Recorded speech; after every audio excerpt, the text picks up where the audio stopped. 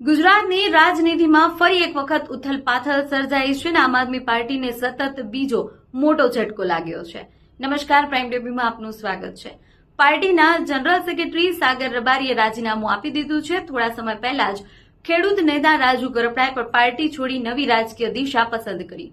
સાગર રબારીએ social media મારફતે પોતાના રાજીનામાની જાહેરાત કરી અને વ્યક્તિગત તેમજ રાજકીય કારણોને લઈ આ નિર્ણય લીધો હોવાનું જણાવ્યું। જોકે તેમણે ચોક્કસ કારણો જાહેર નથી કર્યા, જેના કારણે રાજકીય વર્તુળોમાં ચર્ચા તેજ બની છે।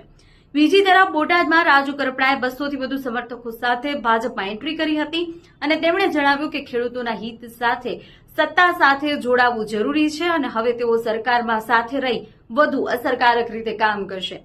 લગાતાર રાજીનામા અને પક્ષ પલટા ગુજરાતમાં આમ આદમી પાર્ટી માટે પડકાર ઉભો કરી રહ્યા છે અને હવે આ બદલાવને રાજ્યની રાજનીતિ પર શું અસર પડશે તે જોવાનું મહત્વનું રહેશે।